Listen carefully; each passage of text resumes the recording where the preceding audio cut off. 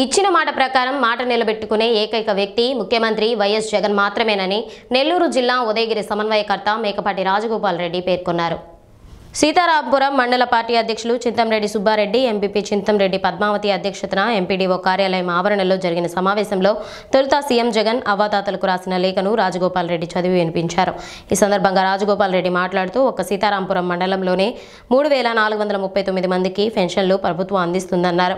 మహానేత వైఎస్ఆర్ సాచ్యురేషన్ పద్ధతిలో అర్హులైన వారందరికీ పెన్షన్లు మంజూరు చేశారన్నారు. జగన్మోహన్ రెడ్డి అధికారంలోకి వచ్చాక సంవత్సరానికి 250 రూపాయలు పెంచుతూ నేటికి 3000 రూపాయలు అందించిన మాట నిలబెట్టుకున్నారన్నారు.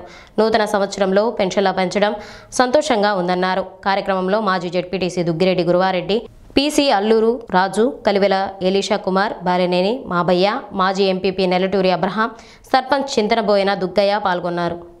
గతంలో చూశారు, ఒక పెన్షన్ కావాలంటే ఎంతమంది నాయకుల చుట్టూ అధికారుల చుట్టూ తిరగాల్సిన పరిస్థితి ఉండేది.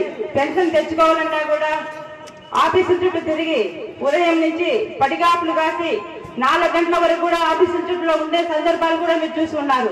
ఈ రోజు మన జగనన్న ప్రతి అవ్వ, తాత, అన్న, తమ్ముడు, చెల్లెలు అందరి కష్టాలు చూసి ఏ ఒక్కరు ఇబ్బంది పడకూడదు, వాళ్ళ ఇంటికి నేను పరిపాలన అందించాలి, వాలంటీర్లు లేకపోతే మన ఆధిపత్యం వహించాలి, వాలంటీర్లు లేకపోతే మనం లంచాలు తీసుకోవాలి, వాలంటీర్లు లేకపోతే వాళ్ళకి ఇచ్చే పథకాలు మనం జోబులు కొట్టాలనే ఉద్దేశంతో వాలంటీర్లు వ్యతిరేకిస్తున్నారు. మీ అందరూ సహిస్తారా? వాలంటీర్లు కావాలా వద్దావా? వాలంటీర్ 3000 రూపాయలు పెన్షన్ అనేది చిన్న విషయం కాదు. వచ్చే ఇంకా 10 రోజుల్లో సంక్రాంతి పండుగ వస్తుంది. ఈ సంక్రాంతి పండుగను ప్రతి ఒక్కళ్ళు వాళ్ళ శక్తికి తగ్గట్టు ఖచ్చితంగా పండుగను మంచి కార్యక్రమం మంచిగా చేసుకోగలరు. పాత రోజుల్లో పెన్షన్ అంటే నాకు తెలిసి ఊరికి 10 మందికి ఉండేది.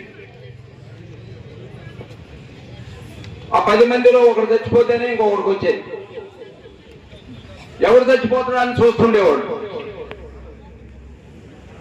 వాడు చనిపోయినాడంటే వెంబడే మరో దగ్గరికి ఎట్లా పోయేసి, అయ్యా పలానాడు ఒకడు చనిపోయినాడు, నేను దానికి ఎలిజిబిలిటీ అని అనేవాడు. ఆ విధంగా జరిగింది. ఇప్పటి వరకు ఏ సీఎం కూడా ఇటువంటి కార్యక్రమాన్ని చేసిన దాఖలాలు లేవు. ఇటువంటి ఆలోచన పరుడే ఇప్పటి వరకు లేడు.